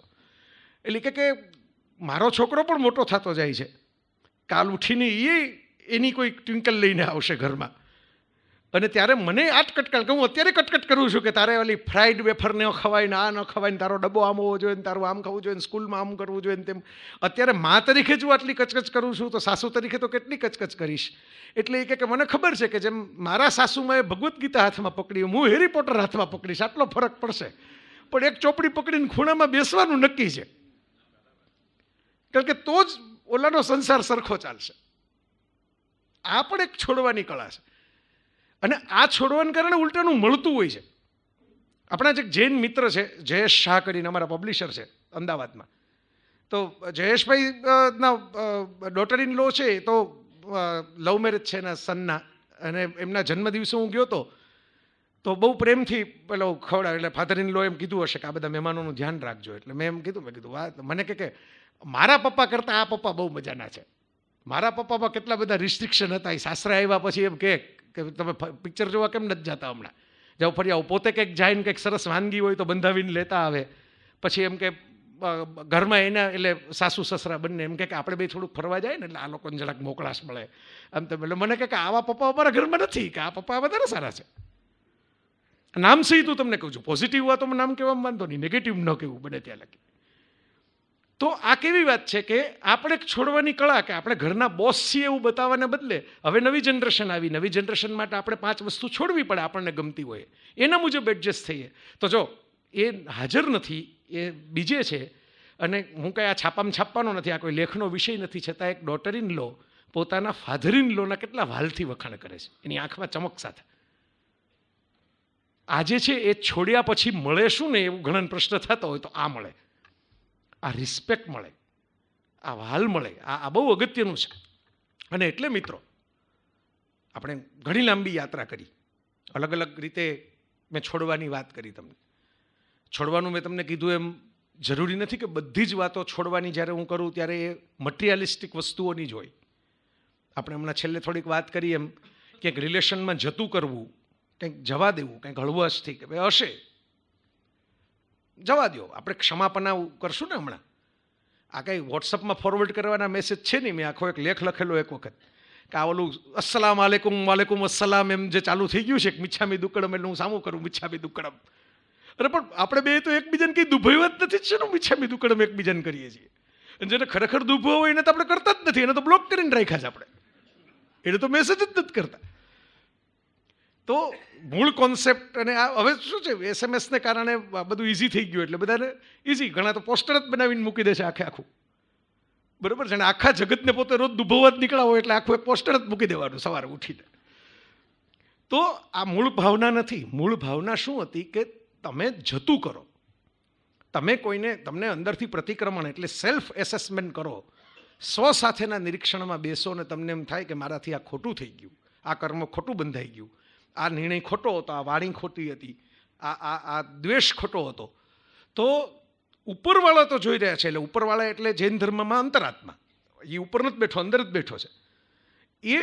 એને સાક્ષી રાખીને તમારે સામી વ્યક્તિની દિલથી ક્ષમા માગવાની છે. આપણું કર્મ ત્યાં, પછી એ આપે ન આપે તો પછીની વાત છે, એનો જવાબ શું હશે. આપણે દિલથી એમ કહેવાનું છે કે મને એમ લાગ્યું સેલ્ફ ઓડિટ કરતા કે આ હિસાબ મારો ખોટો હતો. આ મૂળ કોન્સેપ્ટ છે. તો એ તો આપણે કરી નથી શકતા, એ જતું તો આપણાથી થતું નથી, એટલે આપણે બીજી બધી માથાકૂટમાં પડી જઈએ છીએ, બરાબર, ફોર્માલિટીમાં પડી જઈએ છીએ. પણ આ જે કરી શકે, આ બહુ અઘરું છે. આઈ એમ સોરી પબ્લિક વચ્ચે ઊભા થઈને બોલવું કે આ મારી ભૂલ હતી અને આઈ એમ સોરી ફોર ધેટ, એ દેખાય છે એટલું સહેલું નથી. એટલે મેં છેલ્લે આ વાત લીધી થોડી ડેઝર્ટ તરીકે, કે છેલ્લે ખાધું હોય, હમણાં ઓડકારની વાત કરતા હતા, એનો વધારે ઓડકાર આવે. હમણાં એક પેલી એંગ્રી યંગ મેન સિરીઝ આવે છે સલીમ જાવેદની, મને એ સ્પ્લિટ વિશે મેં પણ ઇન્ટરવ્યૂ કરીને લખેલું કે ભાઈ માથાકૂટ તો એમ શરૂ થઈ હતી કે ભાઈ તમે જાવેદ અખ્તરે બહાર પોતે એક પ્રોજેક્ટ લખ્યો અને સલીમ ખાને કીધું કે તમે મને પૂછ્યા વગર લખ્યું, એનો વાંધો નહીં, તમને તમારી રીતે કામ કરવાનું, આપણે મેચ્યોર ઇન્ડિવિજ્યુઅલ છીએ, કંઈ એવું ન હોય કે એકબીજાના માલિક બોસ છીએ, મારા રિમોટ કંટ્રોલ ઉપર જ જીવવાનું હોય. પણ મને થર્ડ પાર્ટી કે તમે બીજા પ્રોજેક્ટ કરો છો એ યોગ્ય નથી. આપણા બેના સંબંધ જોતા તમારે જ મને ખુલીને કહેવું જોઈએ કે મને આ યોગ્ય નથી લાગતું, હું આ કરું છું મારી રીતે. એમ સ્પ્લિટ થયો. એ સ્પ્લિટ થયો એના પછી કેટલા વર્ષો પછી ફરહાન અખ્તરને ડોનની રિમેક બનાવવાની આવી શાહરૂખ ખાનને લઈને, અને એ રિમેકમાં રાઇટ્સ લેવાના હતા અને સલીમ જાવેદને રાઇટ્સ હતા. એટલે જાવેદ અખ્તરે કીધું તને તો હું બાપ તરીકે આપી દઉં, પણ સલીમ સાહેબને પૂછવું પડે, અમારે તો કંઈ એવા છે નહીં સંબંધ અત્યારે વ્યવહાર. અને ફરહાન આવ્યો તો કંઈ બચ્ચે હે ગોદ મેં ખિલાયા હે ઉસમેં ક્યાં પૂછના એમ કરીને આપી દીધા. હવે જો આપી દીધા એટલે જતું કર્યું, થોડોક પેલો ઈગો છોડ્યો, નહીતર તો કોન્ફ્લિક્ટ હતો, તો એ ધીમે ધીમે ધીમે ધીમે શરૂઆત થઈ ત્યાંથી બરફ પીગળવાની. તો ગ્રેજ્યુઅલી પીગળતા પીગળતા પીગળતા આજે ભેગા બેસીને વાતો કરવા માંડ્યા. આપણી નજર સામેની વાત છે એટલે કહું છું, આ જાણીતી હસ્તીઓની વાત છે, પણ આવું કદાચ તમારી આસપાસ પણ થતું જ હશે, તમારા પાડોશમાં, તમારી ઓફિસમાં, તમારા ઘરમાં, તમારા કુટુંબમાં. અને એટલે મિત્રો આ વાત સમજવા જેવી છે કે ક્યારેક પકડી રાખવા કરતાં એક જીદને, એક ઈગોને, આમ બન્યું હતું એટલે હવે તો હું મૂકું નહીં એમ, આજે આપણે એમ કહીએ ને ઓલી ભીષ્મ પ્રતિજ્ઞા, એમ પણ એમાં થોડુંક કૃષ્ણ પ્રતિજ્ઞા જેવું રાખવું કે સમય વર્તે સાવધાન. ત્યારે પ્રતિજ્ઞા લીધી હતી, પણ આજે હવે પરિસ્થિતિ બરાબર નથી રહી, તો આપણે હળવેકથી પડતું મૂકીએ. આ જતું કરતાં આપણે શીખશું ને તો જે પેલો જતું કરે ને એને એમ લાગે હું થોડો જતું કરું. પેલું સરસ મજાની રમેશ પારેખની પંક્તિ છે, તું કેશ સુકવતી રહી તડકે, હું ડૂબતો ચાલ્યો પુસ્તકમાં, બેવું વ્યસ્ત રહ્યા અંગત કામે, ન તું આવી ન હું આવ્યો. બેમાંથી કોણ પેલો ફોન કરે? એમાં ને એમાં કેટલાય લગ્નો પૂરા થઈ ગયા જીવનમાં. મેરા કુછ સામાન તુમ્હારે પાસ પડા હે લગતા થઈ ગયા. ગુલઝારને રાખી એનું ઉદાહરણ છે, જેને લખ્યું છે એ જ. તો વિચાર કરો, કારણ કે ક્યાંક પેલું ઈગો નડે કે ભાઈ હવે એ પૂરું થઈ ગયું, હવે નહીં, હવે એ બોલાવા આવે તો એ ફોન કરે તો એમ જ પૂરું થઈ જાય છે. એટલે જતાં જતાં હું તમને રિક્વેસ્ટ કરું છું મિત્રો કે આ એક મારી નાનકડી વિનંતી છે. મેં જીવનમાં નાનું મોટું જ્યાં થઈ શકે ત્યાં અમલમાં મૂક્યું છે એટલે તમને કહી શકું, નહીંતર તમારા શબ્દોમાં એ બળે ન આવે. કે જ્યાં એવું લાગે ત્યાં 2 કદમ તુમ ચલો એની રાહ જોવાને બદલે પહેલે 2 કદમ હમ ચલે કરીને આપણે જો શરૂ કરીએ, પછી કદાચ ન જ ચાલે કોઈ તો કાંઈ વાંધો નહીં, પાછા ફરી જાજો. બસ હું તો સાધુ નથી ને, હું તમને ગૃહસ્થ તરીકે વાત કરું, સંસારી તરીકે, કે તમે ન જ દોડ્યા જતા છેક લગી, બરાબર 2 કદમ ચાલીને થોડીક વાર ઊભા રહીને જુઓ, કદાચ આવે ખરા કોક સામેથી 2 કદમ ચાલીને, ન આવે તો થોડીક રાહ જોઈને પાછા ફરવાની તમને છૂટ. પણ આને કારણે ઘણા બીજા બરફ ઉગળશે જીવનના, એની મને ખાતરી છે, મને શ્રદ્ધા છે, એટલે મેં તમને આ વાત શેર કરી. બાકી તો છેલ્લી આજનો એક પ્રસંગ કહીને વાત પૂરી કરું, અને સમય થઈ ગયો છે, પણ 9:10 મેં શરૂ કર્યું એટલે 1 કલાકનો સમય છે મારી પાસે. તમે ઘડિયાળ મેળવી લેજો, 10:10 આપણે પૂરું કરશું. વિડીયો છે એટલે ઘરે જઈને જોઈ લેજો. એવું નથી કે ભાઈ આ તમે ઘડિયાળ મેળવી લ્યો તો એમાં ભૂલો નીકળે, પણ રેકોર્ડિંગમાં ક્યાંથી ભૂલ નીકળશે? બરાબર, 1 કલાક એટલે 1 કલાક. આ છોડવું પડે ને, મેં તમને શરૂઆતમાં તો કીધું મંચે છોડવા પડે, એટલે લંચે છોડવા પડે. હા તો એવી હાલત છે હવે આજકાલ તો, શરીર તમારે સરખું રાખવું હોય તો લંચે છોડવા પડે, મંચ તો શું. તો ક્લિક નામનું એક પિક્ચર મેં જોયેલું, એડમ સેન્ડલરનું, હોલિવૂડ મૂવી, બહુ ઇન્ટરેસ્ટિંગ હતું. અને એટલે હું આ વાત જતાં જતાં તમને કરી રહ્યો છું. જેમ પેલી જતું કરવાની વાત હતી, એવી જ ઇન્ટરેસ્ટિંગ એક વાત આમાં પણ છે. એમાં પિક્ચર એવું છે કે પેલો કોર્પોરેટ એક્ઝિક્યુટિવ છે અને સતત માથે પેલું પ્રેશર છે, કોર્પોરેટ દોડીને ઓલું ગાજર લટકેલું હોય ને ઘોડા સામે, બરાબર. કોર્પોરેટ વર્લ્ડમાં એવું હોય, આગળ ગાજર હોય. કેટલાકને તો એવું આપણું સાયકોલોજીકલ વાયરિંગ થઈ ગયું હોય ને કે સવારે ઉઠીને બ્રશ કરતા હોય ને ત્યારે જ એને એમ લાગે દુનિયા આખી આગળ છે, ડિપ્રેશનમાં આવી જાય કે આપણે તો એપ્રાઇઝલ નથી મળ્યું, આપણે હજી આ બાકી છે, ઓલા ટાર્ગેટ બાકી છે, ઓલું અચીવમેન્ટ બાકી છે, આ છે તે છે.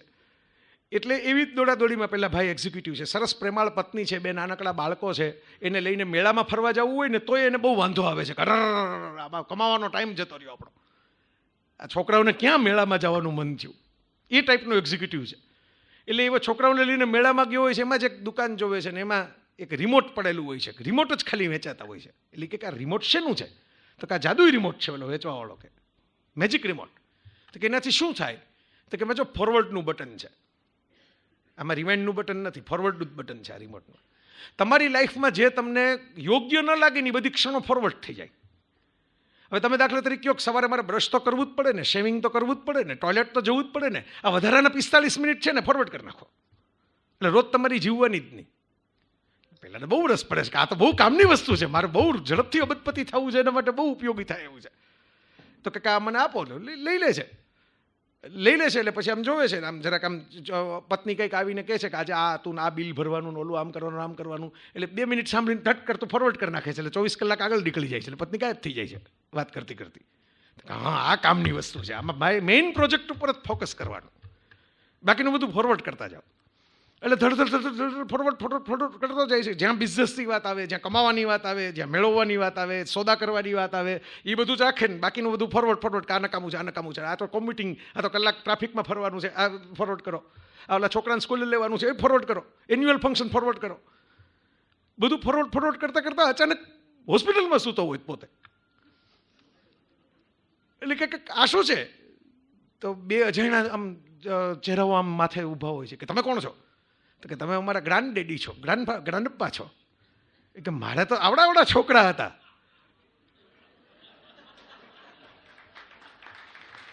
આટલું બધું ફોરવર્ડ થઈ ગયું. એટલે કે પણ તમને અમારા મમ્મી પપ્પા બધા અમારા, હું તમારી દીકરીનો દીકરો છું, ઓલું તમારા દીકરાની દીકરી છું, અમે તમારા છેલ્લા શ્વાસ ગણાય છે, એટલે ડૉક્ટરે કીધું છે કે ઉભા રહ્યો ત્યાં એની સામે જોયા કરો. એટલે કે રિમોટ ક્યાં છે? રિમોટ આપો, રિમોટ. એટલે કે કયું રિમોટ? શું રિમોટ? એમ કહે કે છોકરાઓના લગ્ન ક્યારે થયા? કે મારી વાઈફ તો ગુજરી ગયા દાદીબા તો. પછી એટલે બહુ રોવું આવી જાય છે હોસ્પિટલમાં સૂતા કે મેં તો આ બધી પળો જે કમાઈને કરવાનું હતું, જે માણવાની પળો હતી, એ તો માણી જ નહીં, તો બધું છૂટી ગયું, પાછળ જતું રહ્યું. જે છોડવાનું હતું એ પેલી મારી મહત્વાકાંક્ષાની દોટ હતી, ભૂખ હતી, એ છોડવાની હતી, એટલે બધું ઊંધું છોડી નાખ્યું મેં છોડતા. જે જીવનની જે સારી ખરેખર મેજિક મોમેન્ટ્સ જે હતી, છોકરાઓ સાથે વિતાવવાની, કુટુંબ સાથે વિતાવવાની, આનંદ કરવાની, કિલ્લોલ કરવાની, એ બધી તો ફોરવર્ડ થઈ ગયા. છોકરાઓના લગ્ન ક્યારે થયા આપણને ખબર ન પડી, મોટા ક્યારે થયા, ગ્રેજ્યુએટ થઈ ગયા, એના છોકરાઓ ક્યારે જન્મી ગયા, એ આવડા મોટા ક્યારે થઈ ગયા, આપણે તો આ કંઈ જોયું જ નહીં. અને એ તો પિક્ચર છે, એટલે પછી પિક્ચરમાં પિક્ચર જેવા સોલ્યુશન આવે કે ભાઈ એ તો પેલું સપનું આવતું હતું નાન તેન એ ટાઈપનું. પણ મૂળ વસ્તુ એ છે કે જિંદગીની અંદર ફોરવર્ડના જ બટન છે. એ રિમોટ છે ને એ તમે હું જીવી જ રહ્યા છીએ, રિવર્સના બટન છે જ નહીં. ગમે એટલું આપણે ઈચ્છીએ, આપણે બધાને જોવાની થવું જોઈએ ને, બરાબર, પણ આપણે રિવર્સમાં નથી જઈ શકતા. મેકઅપ કરી શકીએ, સર્જરી કરી શકીએ, પણ એક હદથી વધારે ઉંમર ક્યારેક તો દેખાવાની જ છે થોડી ઘણી. કદાચ શરીર ઉપર નહીં દેખાય તો અંદરથી દેખાશે, આંતરડા કે લીવર કે કિડની થાકશે, ચહેરો તમે ગમે એટલો રૂપાળો રાખશો તો. એટલે રિવર્સનું બટન નથી આપણા જીવનમાં મિત્રો, ફોરવર્ડનું જ ગિયર છે જે છે. એક તબક્કે આપણે એ સ્વીકાર કરવો જ પડે કે ભાઈ આ મળ્યું છે ને આ નથી મળ્યું. એ જે નથી મળ્યું એના રિગ્રેટ્સ, એનો કચવાટ, એનો ધૂંધવાટ, એનું ડિપ્રેશન, એની જે મનમાં ઓલું સતત થયા કરે ને કે આમ એવું હોતા તો ક્યાં હોતા, યું હોતા તો ક્યાં હોતા. એક દિવસે આ બધાનું પોટલું વાળીને છોડી દેશો ને તો જિંદગી બહુ જીવવા જેવી લાગશે. તો એમ લાગશે કે ભાઈ નથી મળ્યું તો બરાબર, પણ જે મળ્યું છે એ કંઈ ઓછું નથી, એનો ઉત્સવ મનાવવા જેવો છે. લોકોને તો કોવિડ વખતે શરીર જ ન રહ્યું, શ્વાસ જ ન રહ્યો. આ કોવિડના કાળ પછી હું બોલવા ને તમે સાંભળવા અહીં બેઠા છો, એ જ કેવડી મોટી ગિફ્ટ મળી છે કે આપણે બહુ ભગવાનને કોસીએ કે બીજી કોઈ તકલીફમાં માંગે. તો ખૂબ મજા આવી તમારા બધાનો આ સ્નેહ, આ યાદો, એ જ દર વખતે હું જ્યારે આવું ત્યારે મને પ્રેરણા મને આપે છે. It's one of the best audience I have. આ એકદમ ક્રીમ ઓફ ધ ક્રીમ કહેવાય એવું ઓડિયન્સ છે આપણું, અમૂલ્ય ખમીચંદમાં ભેગું થાય તો. અને અહીં કેટલી વાતો તો સમજાવી નથી પડતી, એટલું મરમી ઓડિયન્સ છે, ખાલી એક લીટીમાં સમજી જાય બધા. બાકી અમુક જગ્યાએ મારે એનો ક્લાસ લેવો પડે કે ભાઈ આને આપણે વિગતવાર સમજાવીએ, કારણ કે ચહેરા ઉપરથી ખ્યાલ આવે કે આ હજી નથી પહોંચ્યું. તો આટલા બધા સુગ્ન શ્રોતાઓને મારા વંદન, અને સૌને બધાને ફરીથી મળવાની અપેક્ષા સાથે જય જિનેન્દ્ર. સુખની ચાવી છોડવાની કળા, 2 कदम तुम चलो उससे अच्छा 2 कदम हम पहले चले. એક જ વર્ડમાં જિંદગીનું સ્વરૂપ અને એમની વાર્તા બધું જ આવી જાય છે. આવતીકાલે ગુરુવાર તારીખ 5/9/2024 સ્વપ્નિલ કોઠારી જેઓ ખાસ ઇન્દોરથી આવે છે, બહાર और भीतर की यात्रा का संतुलन એમનો સબ્જેક્ટ છે. આ દરેક પ્રવચન બીજે દિવસે સાંજના 4 વાગે યુટ્યુબ ઉપર આપ તમને જોવા મળશે. યુટ્યુબનો પાસવર્ડ છે અમૂલક મિશન સ્કૂલ વ્યાખ્યાનમાળા 2024. આજે મહાવીર જયંતિ, જૈન સોશિયલ ગ્રુપ માટુંગા અને જૈન સોશિયલ ગ્રુપ જૈન જાગૃતિ સેન્ટર સાયન માટુંગા દ્વારા આજે 12 પ્રભાવના છે. દરેક જણાને લઈ જવાની વિનંતી. આવતીકાલે પણ સ્થાનકવાસીની મહાવીર જયંતિ છે. શ્રી ધીરજલાલ સોમચંદ શાહ પરિવાર, ગોલાણી પરિવાર તરફથી આવતીકાલે પણ પ્રભાવના છે. જરૂરથી 8:30 વાગે ભક્તિ સંગીત અને 9 વાગે સ્વપ્નિલ કોઠારી. જય જિનેન્દ્ર.